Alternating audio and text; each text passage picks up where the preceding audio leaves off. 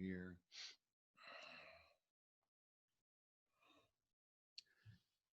Our last show, episode 32, we hit on infertility. And I thought it's such a big deal. As you looked, it's what, 15, 20% ish. Yep. Worse in America, I think, than most other places, of people who can't get pregnant. That's a lot of people who are trying to conceive and can't. So I wanted to give a resource for that. That said, sometimes it feels like we're beating a dead horse, but that is the point of this, of saying, well, it's just an issue of unhealth. So if you've got a ship that's sitting in the harbor and the bottom is rusted and cracking, and there's a leak here and there's a leak here and leak here, it's all the same issue. And to some degrees, that's true. Right. But we smile at that all the time because so many other areas kind of hit on the same thing. If you have Dave Ramsey talking about finances, it's the same theme throughout, even though one person's specific situation is a little bit different. Right. And so here we are with a specific situation that touches a lot of people, but people don't know about it because it's not something that's really talked about. And if we could say, it's a manifestation. So if you've got ill health and it may manifest with you in brain fog or an autoimmune thing or blah, blah, or infertility. And it seems like my memory, maybe I'm making this up, but it's a good analogy, even if I'm not, even if I am, is that you had some patients who came to you for XYZ. Okay. I'm struggling with, this ailment, this ache, this pain, whatever. And you treat them, and then along the way, oh my gosh, and we conceived, as we're improving our health, we conceived, and we were not being able to, that it was almost a byproduct. So, Well, and we asked the question. So that is on the list of asking everybody in the past, was there ever a time of infertility? And which is, by definition, I guess we should define that if a couple is having regular intercourse, whatever that means, over the course of a year without any contraception, and in a year there's no conception, that's infertility. Yeah. So we would say, well, you should conceive if there's opportunity for that over the course of a year and there's no conception. That is by definition infertility. And so a lot of women and men would say, well, gosh, yeah, there was that one season, and we just didn't even really think about it. There was no conception. So they didn't call it infertility, but it just was. Yeah. And so we asked that question of a lot of people because that's another clue. And at the same time, over here on the other side, where it wasn't the emphasis, but it certainly happened later on. And in fact, of the people that we knew about, and infertility was then an issue that came up and said, well, yeah, we have been trying and it just hasn't happened, that over the course of a year of working with them, it never not happened.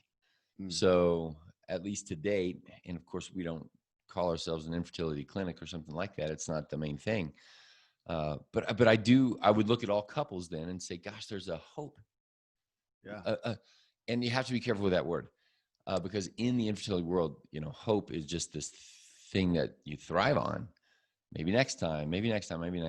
And so I would say like that there's a real practical, technical, reasonable hope. Well, and on the aspect of technical, my gosh, yeah, we're talking about in every show the complexities of the human body and how ridiculously amazing it is that anything works. As you say, that we can poop, I mean, it's all amazing. And now you take that amazing complexity and multiply it by 2, because now it takes the complexities of 2 people to come together, right, and for this to happen. And my gosh, your wife works at a pregnancy clinic where this is happening when it's not wanted. You got these kids over here and it's just happening so quickly. And then, married couples who are going and they cannot have children. We have friends who've gone through the rigmarole, whether it's adopting a kid overseas at immense cost and effort and heartache, right, or it is the IVF. Right. Is that the common right. term? All of the common treatments that happen at tens and $20,000. Oh my gosh. Yeah. And then as we talked about I think in the last show, the interesting aspect, again, looking at the dynamics of humanity and our bodies, of the couple who does adopt. Specifically, we all heard that story. They Right. adopted and a month later got pregnant. And what is with that? That's a weird, somewhat frequent occurrence. And it makes me wonder, and I'll take from the non-doctoral stance of, oh my gosh, were they just stressing about it so much? Were they so wrapped up in the Yeah. effort? And now that they adopted, now they kind of a deep breath, and it let everything else flow a little bit better too. I think so. Yes. I don't know the statistics on that. And like you say, it's a common sort of story that we all hear. But I would say yes, that in this realm, that we're in the nuance, the fact that hormones work at all. And I think we've mentioned that before, whether it's a ritual of eating and then elimination and the complexity of what's going on there, the ritual of a monthly menstrual cycle, and the fact that women especially are more attuned to this rhythm, and the fact that it works at all, Yeah. we just take for granted. Well, and so when we come to that, to an infertility, I mean, when I am not used to, in the culture, in traditional medicine, of hearing, oh my gosh, we're having trouble getting pregnant. The diagnosis of, why don't you take a month and have no processed foods, lots of veggies and fruits, make sure you're sleeping 8 hours a day, meditate, be at peace, maybe go on a vacation and do nothing and just rest and recuperate, have sex, and then see how that goes, and put your I money on a Cancun vacation instead of IVF therapy. Be an interesting experiment to set up. It would. It would. I don't know, in the infertility world, I do think there is the acknowledgement of, and at the conference that I spoke at a couple of years ago, and my topic was nutrition. And I thought that there's a really interesting theme. So at the start of the talk, there was kind of that moment of, hey, let's put our notes up. Let me look at these 40 people in the eye, couples, and take a step back and release you from the hope. If you go to an infertility website, I guarantee you will see two pictures. One picture will be dark and rainy and a tearful couple with no kids. Mhm. And then there will be another picture of a baby at home, because it's not just pregnancy, it's baby at home. It's carrying. Sure. And these women and men couples walk in that stark, frustrating, and of course most of the days are the bleak ones, because you're not pregnant. Yeah. Or you've lost another one, and then you get to week 10, 11, 12, and it's like, I was going to say, I'm going to go back in the intro and talk about this, because just you're right, man. Just as big and maybe even more devastating than infertility, not being able to get pregnant, is being able to get pregnant and then having miscarriage. Talk about hope dashed. Right. And I actually missed that thinking and coming into this, because I personally know more stories of heartache of people who did get pregnant. They can get pregnant, but They're not carrying. Yeah. And I've had memorable times, and it's usually on the phone, because it's usually not, in an appointment or business hours. It's, oh my gosh, it just happened. Yeah. What do I do? Or it's happening. And the devastation of the fact that, especially in the first trimester and the second trimester, you can't do anything. There's not a $1 million procedure that is going to do anything that's going to help you stop a process. And what do you mean? Like a medicinal, you're right. an acute? There's nothing. Well, there's before this. 20 weeks. There's Well, bolster your body and correct. Well, as healthy as sure, possible. absolutely, yes. In the moment, if Yeah. XYZ has happened, and it's so hard to say that. And on the good side, because a spontaneous, when the body lets go of this baby, it's almost always because it's not going to survive. There's probably a genetic defect. It's not survivable. And even then, if we go into how many pregnancies don't make it all the way, because most of the time, and probably close to 20 to 40% of all conceptions don't make it. And the woman just thinks that, she was late a few days, a week or something like that. And she'll kind of go, and mark it on the calendar and drive on. Didn't even know. So that happens a lot. And so that also goes into, that's a calculation in the infertility side of things that doesn't even get calculated because you don't know. Now, for the people who are paying attention and they're counting the days and they're like, 2 lines on the stick and we're pregnant. And then a week later, there's a maybe normal cycle, then it sticks in the mind of, oh my gosh, was that? So again, it's just the sense of loss, the sense of failure, the sense of I can't do it, especially for a woman who wants to nurture and grow and hold and all of those things is. Well, as we're talking about this, I feel like I'm going to go back and this is not an infertility. Let's just talk about pregnancy in general, because we got infertility, cannot get pregnant. We've got getting pregnant and then miscarrying. And then we've also got premature, babies being born, which I've known, which can be pretty catastrophic as well. Yeah, the baby lived, but man, there's some significant issues because of the premature. Yeah, just in fact, talked to somebody this week who is one of those couples that, hey, we did conceive. And both are working, both are professionals, both are high stress, both are, and the baby came a couple of months early, so significant early, which means automatically, a month in the NICU and all of those things. And we're theorizing now that, 6-8 months later that, and is there a sense of postpartum depression in this place and hormones going crazy and all of these kind of things? And the answer is, well, yeah, because not only do you already have a busy lifestyle, but then you have NICU issues.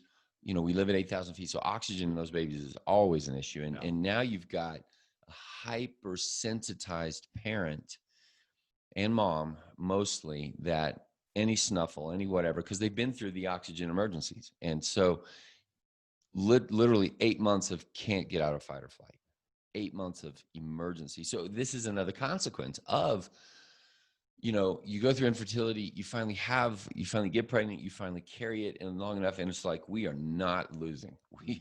There is so much riding on this. And the level of, like you and I talk, where many people talk with, you have multiple kids, the third one comes along, you kind of like, I hope the thing gets fed or whatever. And so much less of that kind of tension.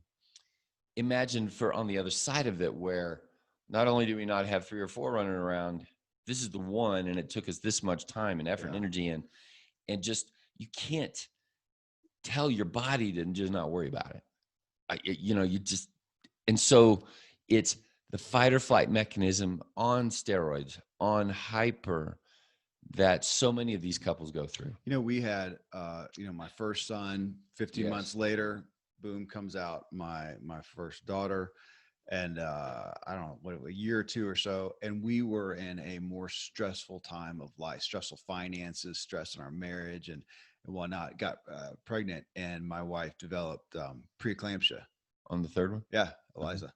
And she was born premature, had to go in, and they induced. I didn't know that. Yeah, she was born 5 pounds. How many weeks early? 6. Oh, is that significant? Yeah. 6, I think. So 5 pounds, something like that. She might have, they're usually born and then lose a little weight, might have dipped right below 4. So yeah, I've got the picture of her. Yeah. I mean, just, like a itty bitty, large size potato and itty bitty. Yeah, man. And talk about stress, and what we asked what was going on in our lives, did we do anything? And well, I didn't know that story, and we could have talked about it, because just the whole concept of preeclampsia. And what medicine do they give you? I don't remember. Magnesium. It's a nutrient. So was there within, and this is conjecture, so in that preeclamptic world, what I don't understand in the OBGYN world is, well, why don't they use therapeutic levels of magnesium? And Terry did. My wife did. She did, after that. well, yeah, I know. That's. I mean, with ensuing pregnancies, that was like on I see what you're on her saying. mind. Yeah.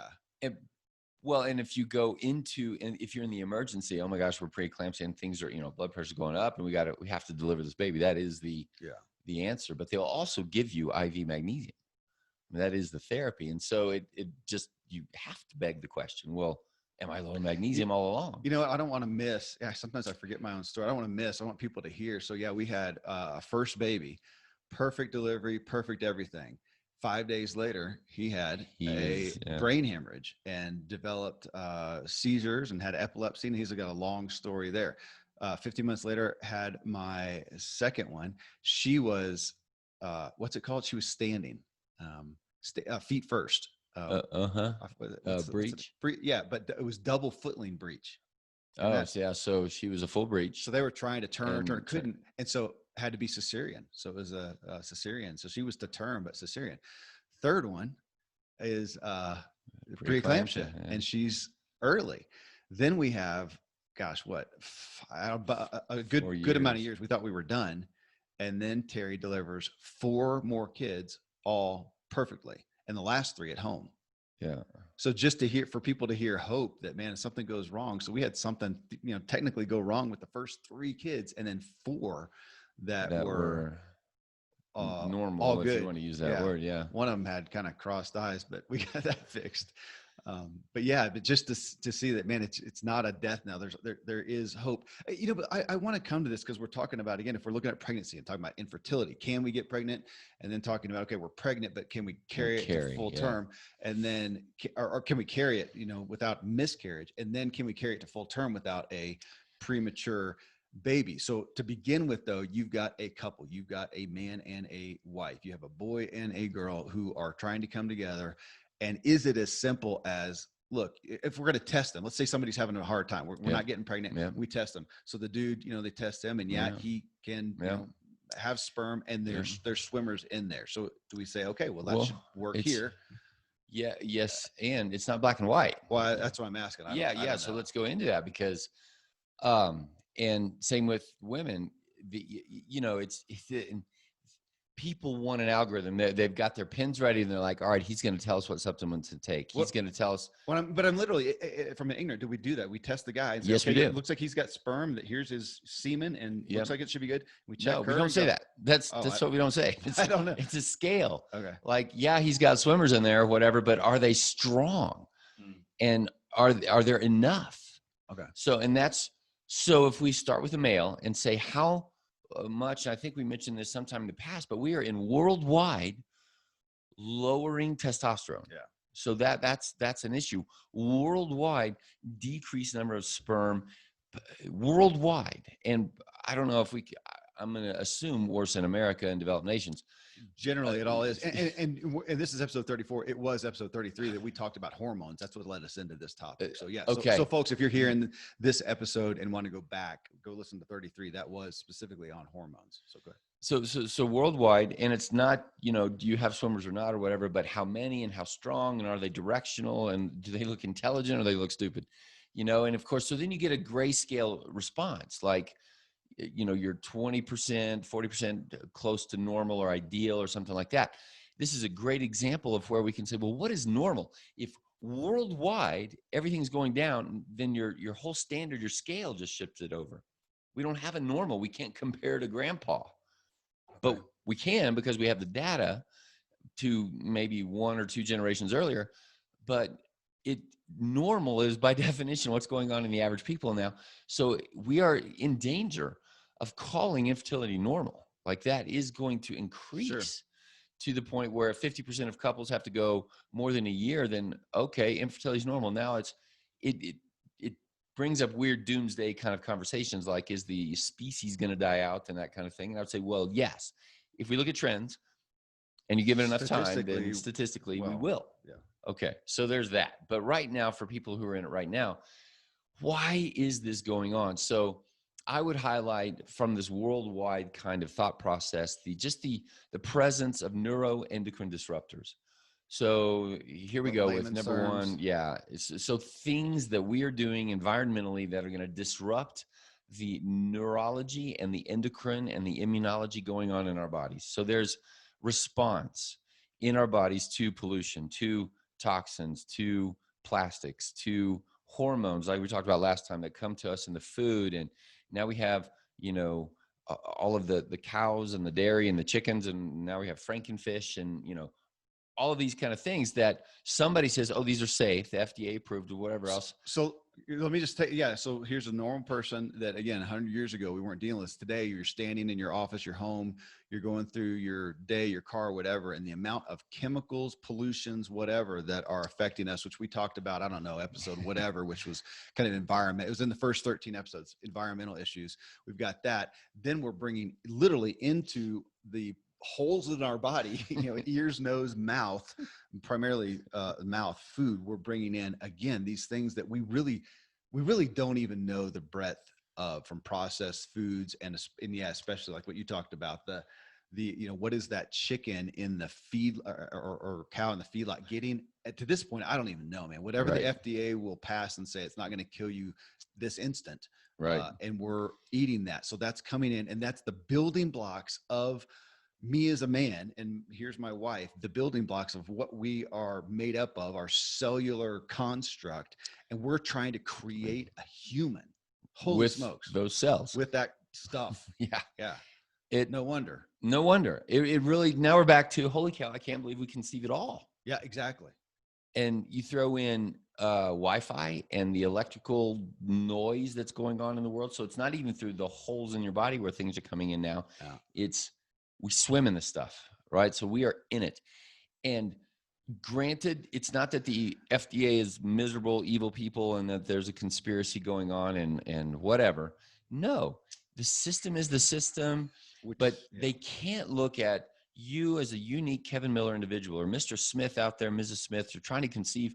There's no studies done on their cellular physiology in their environment with their food. Right. And even the FDA, even though they approve Hot Pockets and Cheetos, they didn't say, because we approve them, you can have them for every meal and exist. No, you can eat them without dying immediately as a treat. Very, very rarely. Okay, but just what you said. So we just talked about that cellular construct, but then the next thing I thought of that we've talked already is, and then we live in this stressful anxiety. So imagine taking that cellular buildup that we have and then sticking a mixer in it that's constantly just ripping things up. And more noise. We're going to try. We can't hardly sleep or go to the bathroom correctly, much less make a human. So now let's bring a healthy human, the wisdom of the body in there. And I'm going to use an animal model and say if the bunny rabbit, if mama bunny rabbit, who are famous for, making more bunny rabbits, is out eating grass, and along comes the wolf, and mama has to run away and run. She is near to death, and she makes it. She gets down the hole, takes a deep breath, and the heart rate settles down, walks over into the den. And what does she and daddy bunny rabbit do? I get it on. Make more bunny rabbits. What would a human mama bunny rabbit do? She would tell daddy about that wolf. And she would say, you think we're going to do what? And she would be right, because it would be daddy's response to say, I'm going to go get that wolf. I'm going to fix this situation. And now he's all stressed out too. And whether the wolf is the laundry or the boss or the perceived time pressure, even if you're watching soap operas all day long and whatever else, you can perceive stress. It doesn't matter. The human within his and her mind can and does create a fight or flight response. So we don't even have to be in the response, but we are. And we call it bills and payment and this and that and the other and 1,000 other whatevers. Okay, I thought you were going to go into the book. Why don't zebras, it's the same thing. Yeah. Why don't zebras get ulcers? Well, speak it, because it's relevant to the bunny rabbit, to why their bunny's able to same do thing. That. So the zebra is out there, and if you watch a field of zebras, you'll see their head pop up and go down. It's like, pop up, go down. Where's the lion in this case? Well, even here in our town where we're overrun with mule deer, but they still do that. They're sitting there and then boom, man, they're looking up. They look up and they're always tense, aware, even if it's just you driving by. And that's right. And then the lion attacks. All the zebras run, scatter. George gets eaten. And what do the zebras do? They go back to what they do. Recovery. Yeah. They recover. And if so we're chased by a lion, we're going to be wrecked for a year. Yeah, we relive it. We dream about it. We fear it in the future. Yeah. And that's what separates us from the animals. We can't anticipate bad things. Okay. And we just outlined, there's our next show, stress. We haven't talked about Yeah, that. We talk about it constantly. We haven't talked about it, but, and just to quickly, here's your preface for that as Dr. James would say, it's stress. Well, I mean, obviously if we're creating and living within too much stress, that's not good, but stress in and of itself is not bad. It is our response to stress. And so in this scenario, the bunny, the zebra, they have an incredible stress. This is literally life or death. Life or death. And they deal with it, and then boom, they're over it. And yet we run amidst this, little sea of minor and major stresses, but we relive them over and over. Okay, so there's the next. We got to get into that, but go ahead. So the consequence to that hormonally is going to be to turn down the sex response. And I think we looked at our own labs and we talked about SHBG, the sex hormone binding globulin, and the whole idea that the body is going to bind up the sex hormones to say, you know what? And again, if we sort of parent that, or quote, air quotes, the wisdom of the body, it's not that the body thinks through all of this. It's just the physiology is going to say, let's just not get pregnant. Now's not a good time. I don't even know, layman's terms, bind up the sex hormones. I don't even know what that means. Well, so all hormones travel around the body. Think of it as on the bus. You got to get on the bus for the hormone to go from here, where it gets made, to there, where it's going to have an effect. All right. So imagine your children are out there and then there's a red alert, a terrorist attack. We could send a signal out to all the bus drivers, say, don't let the kids off. Oh, okay. They're in danger. So now that's the protein that binds the hormones, and they're out there on the bus and they get bound tighter.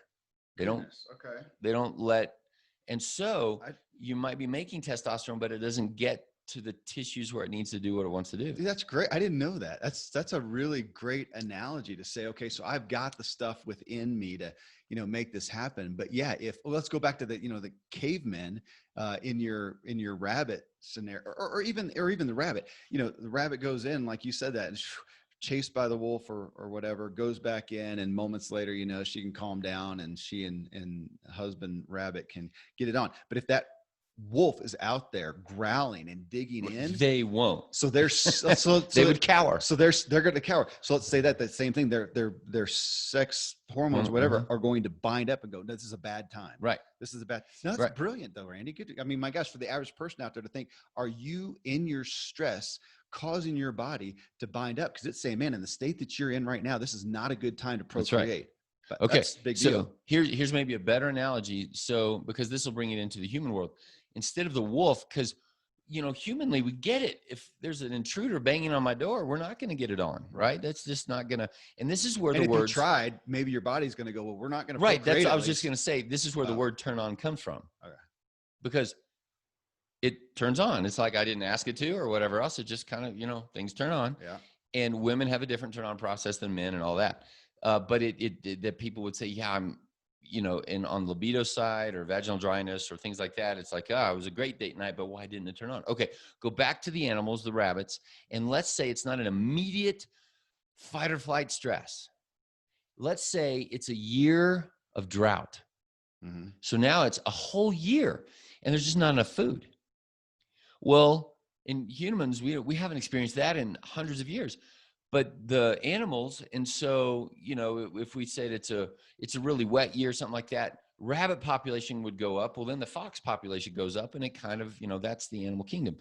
So if it's a dry year, then in the rabbits, what will happen is I don't really know how rabbits, how they work, but let's say a deer or a dog, the woman, mama dog, won't go into heat. Oh. Precisely for the same reason. The starvation response is a stress response, and mama dog doesn't get turned on. so daddy doesn't smell it and he It's doesn't just get turned on. smart evolutionary reality. That's the way it's, yeah. And so it's designed that way. Things flow that way. But you bring a human in, and we don't live according to instinct and physiology and that kind of thing. We live in a different, higher level.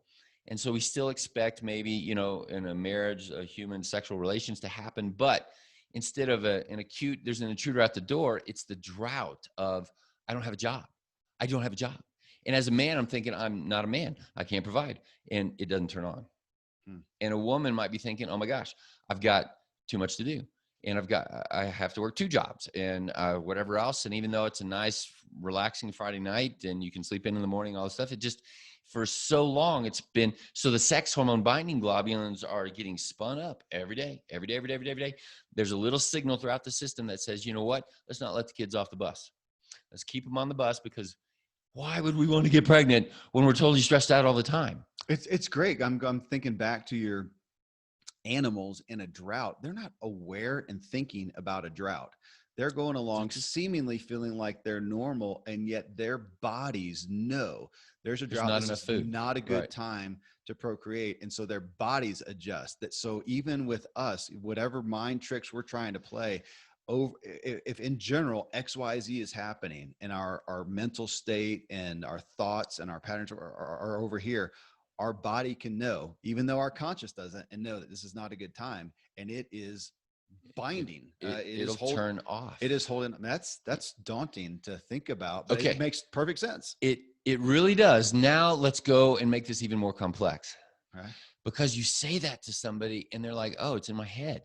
Well, it's in everything. Yes. Good and bad. Yeah. Well, right. So it's in your body. Your body. Now we're in whatever episode where he said this is back to that brain-body connection. Yeah. And there's a conscious level where I can think, okay, I'm going to choose to be grateful. I'm going to choose to have a good attitude. I'm going to choose all this kind of stuff. And that there are those kind of things. And at the same time, what have I been choosing to think subconsciously for yesterday and the day before that and the day before that? My brain is likely to stay in that mode. And now we're in. So yeah, it is in your head, but it's not like a conscious thought. So it is wrong for the doc or whoever, or a husband to go and look at a wife and say, you just need to relax. Or a wife to say the husband. Yeah, that always works. Works. Anytime my wife's upset, I just say, honey, just calm down. It always works. or vice versa. Like, you know, for a man and on the later years, and erectile dysfunction is like, I don't know. Right. It is in your head. And for somebody to tell you, well, just relax. It's like, that'll just get, it's so the complexity here. Now we're back to, I can't believe it ever works at all. Yeah. That we're going to take 2 humans and bring their emotions and their spirits together. And that's why we would say sex is special. It's a special thing. I would use sacred. It's sacred. Yeah. It's a set apart thing, and it can create a whole nother human. Yeah. And the complexity of what goes into this process is so special. And so now let's bring it back to, yes, your mind and all that, but why, if we look at the guy and we started off talking about the lab and maybe his sperm, it's not aspermia, like there's some in there, but it's oligospermia it's less. Oligo means less. Mm-hmm. And it's not zero movement, but they look a little retarded. They're not really effective. Why? And he might be saying, you know, I sleep 8 hours a night. I'm not stressed out. I love my job. Why?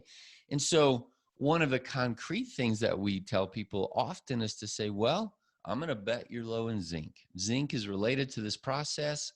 And, you know, again, we test everybody. That's just on whatever episode we did nutrients in, where it's like, if we just averagely test people in any of the trace minerals, then averagely most people are low in something. Yeah. If low, so and by that I mean insufficient, less than the best levels, whatever that might be. And some are deficient, like, yeah, you flag red. Well, there's one chink in this gigantically cosmic complex situation, and boom, you don't have enough zinc. But why did you pull out? Okay, again, and people have heard by now, they've heard us enough time. There's not any one cure all, right, anything for anything, but is zinc atop of the list? Yeah. Fertility. Yeah. Okay. Yeah. Zinc is related. So So, and we look at that worldwide, global sperm counts going lower, and zinc is in that conversation. Okay. And I would say, yeah, we don't eat our vegetables. We eat. We eat junk. How do we expect zinc to get in there? And do we have zinc in our multivitamin? Most multivitamins have a very little amount. Oh, so you're not taking. So, oh well, now you're on a different topic. Okay. When would you take it? When would you not? Okay, whatever. Yeah. Yeah. So trace minerals. Oh, but I was going to say, now here's an interesting feedback loop again to the brain piece, because if you're in that stressed out mode, then the brain is sending a signal to the gut to say, now's not the time to eat. But what do Americans do? Oh, we got 6 more meals coming this day. Always time to eat. And so the brain is just getting confused and saying, hey, I said, let's not eat. So the signals for digestion and absorption and assimilation are going down as we eat more and more food. So we're eating food that doesn't have very much zinc in it, but we're telling our brains, hey, we're stressed out. And now we're stress eating and spinning that whole process up. But really, if you look at the animal kingdom, when animals get stressed, they don't eat, except for humans. And so, and we don't eat because that's a normal, good physiologic stress recovery response, is to say, hey, let's fix the problem. Because the opposite of fight and flight is rest and, very importantly, digest. It is. I know that's another. Isn't that awesome? It's another but just that aspect of, here in America, I grew up that whatever ailment you have, it's okay. What food should you eat? You got a cold, you should have chicken soup. And now, over the past years of being with you, our response today is, when we're ever not feeling well, it's don't eat. I mean, that's my first go-to now, is if I feel super stressed, if I want to prepare, like if I was a kid, taking a test in school or whatever, or if I'm doing a big interview or whatever, or feeling that sore throat or anything off, don't eat. Yeah. Is the thing to help. Not what should I eat? Grandma's, elixir for whatever. I totally agree. And at the same time, it hurts. It hurts my brain. Right? To not eat. Yeah. Like I'm thinking of, if I have to do a speech and I've got that nervous kind of thing, man, I'd really like a XYZ, whatever, to just kind of, but it makes it worse. It's better to not. I agree. Yeah. It just, as Americans, it hurts. Though but I will pull you out on the fasting, not eating thing that you talk about. You have been doing this. You've been pretty consistently fasting for how long? A couple years now, or not even that long? Not even that long. Maybe about a year. And building a relationship with it is my point. Building a relationship, which then it takes away that feeling of that negative feeling. The negative feeling of connotation. Yes, and I would say part of my relationship with it, like we talked about, you and I both did a long one here this month. And the week after a long fast, it's like, man, you would think I would be really good at separating my emotional connection to food. But after that long fast, it was like, gosh, I find myself thinking even more about food for whatever I'm more reason. Grateful that I get to eat. Yes. It makes me look forward to the next meal, maybe a little more, which makes that sort of spot lunch, if I forget my food or whatever else, makes it more grumpy, angry. All right. Well, I deviated. I just wanted to hit that though, but I don't want to get us off track of wherever you were going with. I mean, because we're talking about pregnancy, we're talking about infertility. I do want to get into past that. Say, okay, let's say you did finally conceive. Is that fair? Well, hang on. What if because we got to talk about the labs on the women's side too. So men, if they say, gosh, I think my if they get a gray score, they're not really good on their sperm or whatever, I would say, okay, stress is a biggie. Nutrients in general is a biggie. Zinc maybe is a specific one, but is there an algorithm how we would treat oligospermia? The answer is no. We would say, the normal doctor, they don't even say anything, but they would say, well, eat right and exercise and don't drink, don't smoke, and okay, maybe some zinc. And I would say, okay, well, go listen to our first 13 shows. Do all that. Mm-hmm. If you want to make a baby, don't take that for granted. You have no idea of the complexity. Mm-hmm. Okay, what about the women? They're even more complex. Well, because to say that, like you mentioned our first 13 shows that go through, the pillars of, the first 2 are kind of overview introductory, and then to 13, the tenets, because which one of those, because now you've got me thinking about this binding thing, which one of those, any one of those areas, I should say, any one of those areas that I could be off could be causing my body to go, not a good time. Sure. And that's the way it should be. Well, I didn't get it. I didn't know that now. So yeah. Okay. Yeah, that, because think of a check. You know, we've got one of our best buds is a pilot. Yeah. And they do a check. And or now in the operating room, like where you have it's a no fault business. Yeah. And in the operating room, you know, there's famous stories about they cut the wrong leg off. Well, that would be like an airline saying, we're in Paris. I thought we were going to Beijing. I mean, we landed in the ocean. I missed the runway. You can't do that. It's no fault. So what do? They do checks. Yeah. And so the pilot, he's memorized it, but he still has to say flaps, jack, whatever they do. Can you imagine the complexity of your body? And you wake up in the morning and you're going to put Cheerios to get to work. You're going to drive a car fueled by Cheerios. I mean, come on. I looked at the donuts this morning as I went through and got coffee. I looked at them. I felt guilty for looking at them. You would have landed in the ocean. It would taste great, but then, yeah. I mean, and now people are saying, oh, come on. Like you guys are being all extreme. I mean, you, and you're one of the good ones, smart ones. You're like, I didn't even know all this binding stuff was happening and whatever else. You don't know what you don't know. And but I got to pull out. You're one of the weird. You know, yes, we are. This is to be healthy. Well, is extreme. And so if I had I was looking as I was writing book writing yesterday, and I was making an analogy of a rich guy who I know who could easily go in and buy a fully loaded Ferrari. It was like a T8, something like this, $400,000, car at the Ferrari dealership. And to think about, what if he did that the next day? Would he even remotely consider going, fuel's low, just dump some Mountain Dew in there or whatever? No, I mean, he's going to put the best. Right. Or even the 85 octane thing.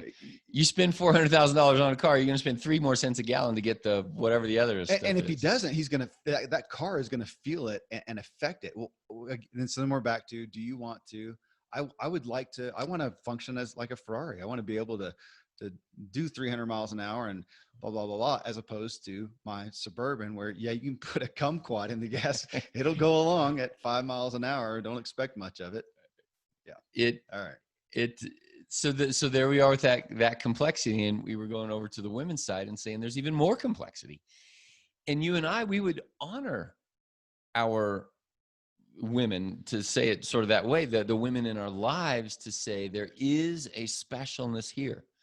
The hormone dance is more visible. Clearly, it's more visible. It's more sensitive. It responds to the situation a little bit more. Because if you think about, if there, this fits our American stereotypes, the guy is kind of blunt. Let's just say obtuse.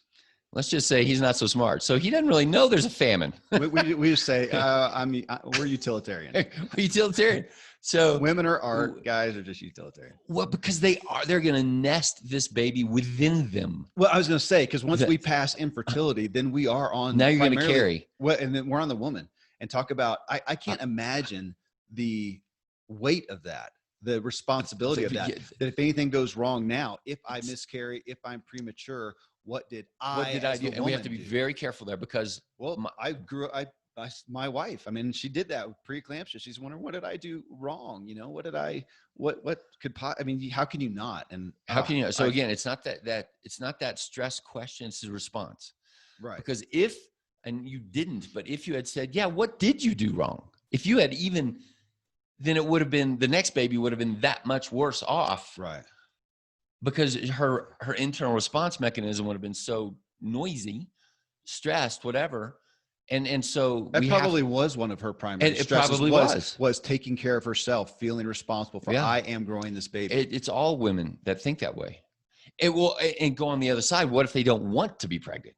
Oh. Think of what implication does that have on the baby within the womb?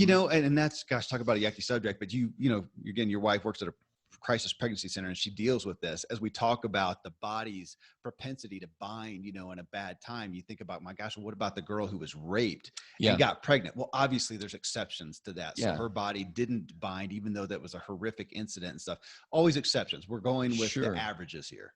Okay. Sure. And that's where we also have to be for people hearing this, or they know people, so gentle. I mean, it has to be bathed in, you know, you have to know the person and their, because there is no single answer. It's so complex. So we're back to testing and on, well, what is their FSH and LH and the E, the P, the T, the estrogen, progesterone, the testosterone, as we're looking at the hormone dance within a woman and her cycle and those kinds of things. Yes, all of that pertains, you know, and we said very clearly, I think on the last show, that if we go over to high school, 90% of women are going to have a complaint of acne or breast tenderness, or my cycle's late, it's early, it's heavy, it's hard. And I'm like, how do people get pregnant ever? Yeah. How does this even work? So yes, probably. Now, in the past, we've kind of blamed the women more because they are more sensitive, but now it's probably, you know, the obtuseness of the guy, and his zinc is low and his sperm just don't work. You know, it's a little bit more simplified. And over here on the women, it's, well, this month your estrogen was a little off, but then the next month it's progesterone, and then the next month it's this one, and then the next month it's that one. And how do you figure that out? And I would say it's very, very difficult. We have whole subspecialties in medicine that only do this. So there isn't a specific algorithm. But for people that come in to us, usually not specifically for infertility, but for a host of other kind of whatevers, as we're recreating and rebuilding the foundation, well, then the body just works. And pregnancy is a normal part of that, even though we take it for granted. And then, son of a gun, there it is.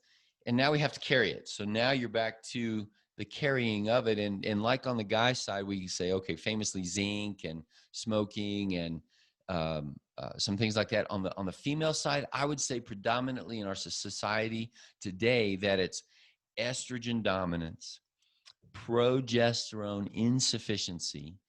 And so why is that? Well, so our lifestyle for if you are sort of go, or stress, or busy, or whatever else, and your food tends to be high carb, low value, and your exercise tends to not be there, there's a little bit too much adipose tissue, all of this fuels estrogen development and reduces progesterone development. So then there's an imbalance there. And so that'll pound on the sensitivity of ovulation, and when that happens and it's a little days late or whatever. So, you know, famously when on the infertility shows, you see women say, okay, it's 12 o'clock on the 15th day. Okay, we have to have sex right now.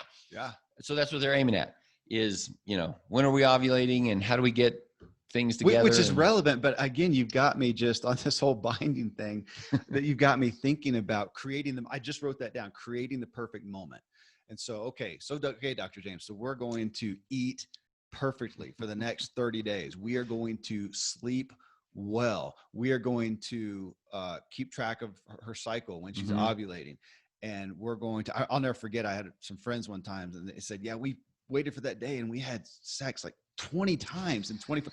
I was thinking, man, this is like a Viagra donor to be able to do that. That's amazing.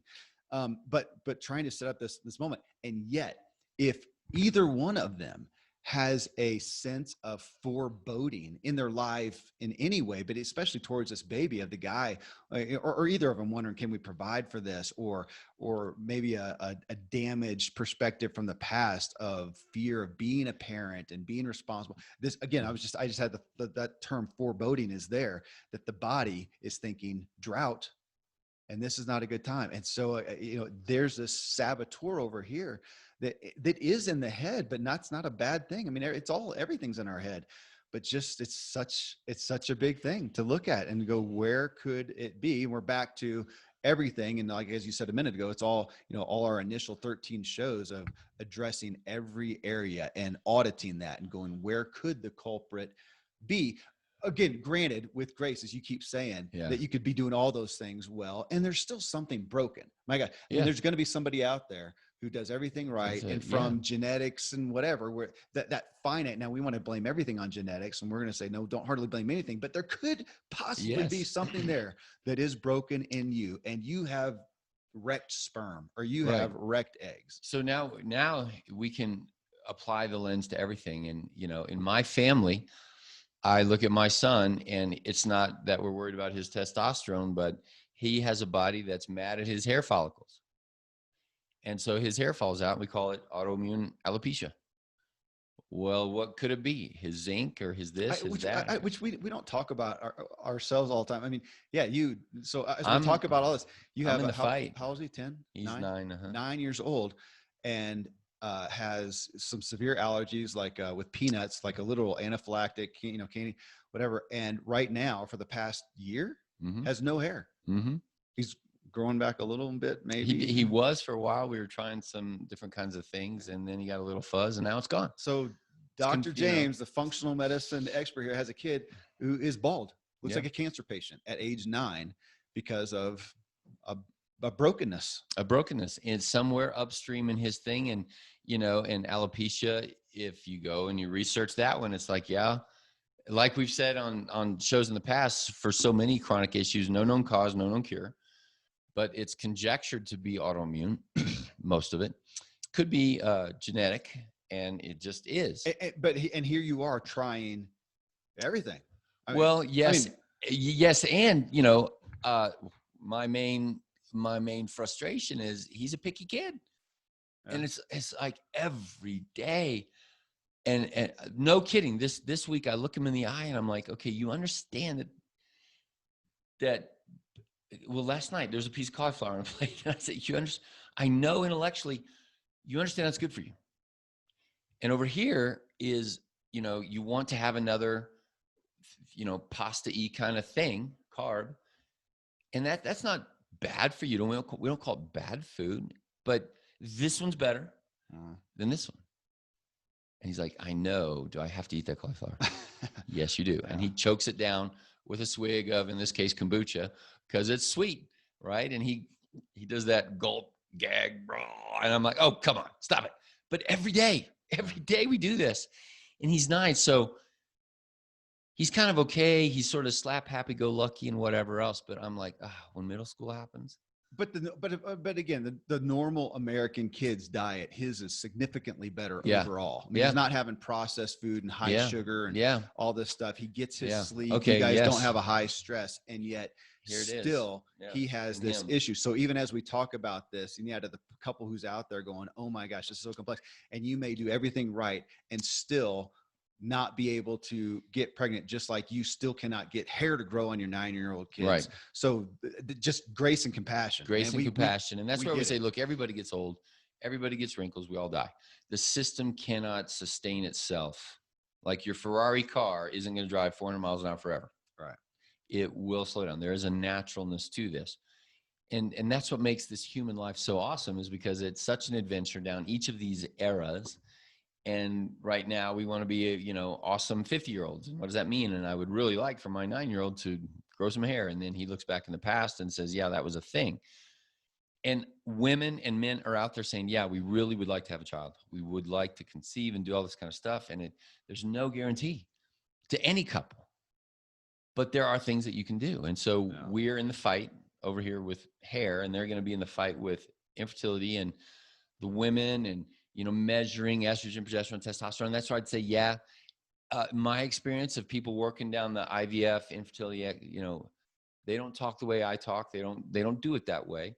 So we go in and measure those things because we're also talking with women, or people come in because they are having headaches and they are having acne and they are having dysmenorrhea and pelvic pain and whatever else. And infertility. So when we're addressing these things, often it happens. So, okay. So I do want to ask, so then you get pregnant. So it finally does happen. that now we're on, the woman and looking at it. Can she carry it to term? Can she not miscarriage early and it's just death? Can she not have premature? And of course we would say all these things matter, but I mean, I don't know the dynamics of that. Why does a body reject? It's now gotten pregnant. Yeah. Why would okay, it reject? Okay. So let's say at the top that what we already said before, almost, we don't know, but 20 to 40% of all pregnancies are going to wind up in rejection, that it's just unsurvivable. So I think that's a breath of fresh air to women who are saying, oh my gosh, I can't carry that they're like, oh, that's a very, very natural process of the body saying, nope, these genes didn't come together right. We need to, this one's not going to survive. So, okay. But what about over here where you've got multiple pregnancies that don't carry? Now we're thinking there's an issue. And the two common areas, I would say, progesterone deficiency, insufficiency. So in the IVF or in the infertility world, a lot of times, you get pregnant, we'll just say, all right, take progesterone. And hold on, I'm stuck on that because you just normalized miscarriage to some degree. I did. Well, you said I changed the definition. Well, but you said that it is common. But I'm back over here. Going back to the animals. That how often are the mule deer here? Are they miscarrying or having a premature? I mean, we seems like that's never heard of. Of course, I'm not on the wild monitoring that, but the animals have premature. I'd venture to say not much. Not much, and if they do, they die right away, right? Like they can't keep up, they can't walk, they can't whatever. Yeah. So this is still a weird. No. So that's where I'd say we've got, and I forgot the medical way to say, you've got pathologic miscarriage, or multiple miscarriages, or inability to carry, or something like that over here, and then you've got normal miscarriage, and we would say spontaneous abortion. That is. Elective abortion is over here a choice, but spontaneous abortion happens 40% of the time. And it's this body saying, man, we can't handle this. This is not going to be good. And to save the host, it's probably the baby itself is, this is a part, cellular death is a part of life. The opposite of a cell that doesn't know how to die when it should die is called cancer. It stays alive forever. Well, similar kind of a thing here. If the mechanism, if the physiology knows we are not survivable, so apoptosis or apoptosis is the cellular physiology. Every cell is built with self-destruct button. And if that self-destruct button gets broken, that's called cancer. Okay. So similar in this kind of situation, you've got the cells know we're not viable, and we're going to go. Okay. So it's not mom rejecting, it's not mom saying, hey, this one doesn't look quite right, or whatever else. It's more the cells itself are saying we're not viable. So there is that. And I think it's a breath of fresh air to some women who say, gosh, I had multiple miscarriages. Well, maybe it's just a whole bunch of bad luck. But we're still talking about, ultimately there's something wrong. There's an ill health, physical, mental, whatever. Well, no, that's actually, it's working correctly. Okay. Because the self-destruct button is working correctly. That's what I'm saying. That's normal. Your dead skin cells falling off. It's normal, but then back to what you're saying. But if it's happening, boom, boom, boom, boom, right. Then there's a sense. So we're on the grayscale. You can't black and white it. But so if it's happening all the time, then I'd say, well, number one in my mind is you don't have enough progesterone. Number two in my mind is there's a thyroid wrongness, offness, inability, grayscale. Your thyroid's kind of off, your progesterone's kind of off, your estrogen's too high, and it won't carry the pregnancy all the way out.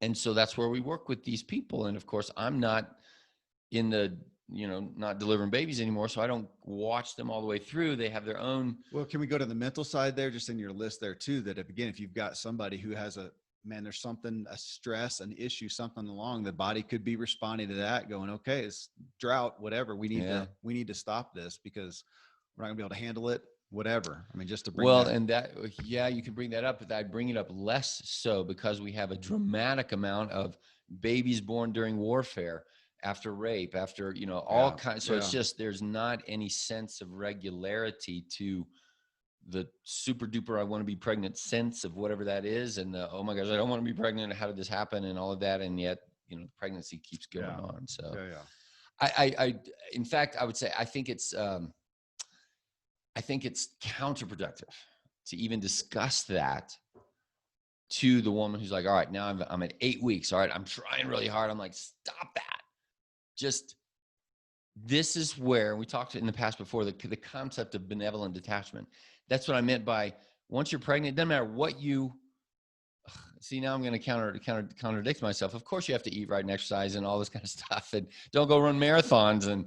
But you can have the most benevolent, flavorful thoughts to this growth in you, and it might not happen still. I was just saying, my wife's, efforts mainly came after, oh my gosh, we're pregnant again. We didn't do a whole lot of great planning, and apparently we're not up to speed on how to do birth control real well. So she would get pregnant and then go, oh my gosh, okay, I'm not gonna, no more alcohol, and I'm gonna do this and start, how can I bolster myself to be the best fertile ground for this child to grow well, grow to term. And and we would say you go to normal. You go to less noise and more, less toxins like alcohol and more good food. And we should all be doing that anyway. So again, we just sort of stand in awe at the fact that the way that it works, it's such a fine-tuned system. And there is a wisdom within the physiology. And at the same time, your brain has such an impact on that. Your lifestyle, your choices. So it gives you responsibility, and at the same time, it takes it away. Like, oh my gosh, this is not your fault. That you didn't do anything to cause this. And the dance, the balance of this. I almost want to, is it fair to wrap up in a way to say, back to your analogy of during a wet season, the animals are having more birth. They instinctively know, they unconsciously, that this is a fertile time. This is a good time to have it. When there's drought, their bodies automatically know to bind up. This is not the best time. That we live in a culture, for everybody to understand, we live in a culture that for all of us, my gosh, look at the news, just check the headlines. It is a more drought oriented perspective of life that we live in. And so it makes sense that our bodies are going to bind, hold on, tighten up, and not be open to this beautiful thing that we call conception. And that's what we all have to deal with, and much more. Yeah. Again, like you said, go back and listen to the first 13 episodes and address all the areas in your life is your best shot. As we wrap up though, you wrapped it up on the negative, and I'd say turn the page. Okay. And oh my gosh, the beauty that we live in, the fruitfulness, the economic stability, even in these times. Like, we are not worried about our next meal. We are not worried about the safety of our kids. We are not worried about the things that have been a normal worry for thousands of years are not the worry. I can even though politically and all this stuff, we're in a time of drought, I can let that go. I can choose to live within a rhythm. Don't look at the news. In fact, I can't say names or whatever, but she was classic. And you know what helped her? Got off Facebook, got pregnant. Wow. No kidding. That was her story. There's the headline for this show. Wrap up. Get off Facebook, you'll get pregnant. Hope that was helpful. That's good. I do think it's good. I hope that, as you intro it, I think if you don't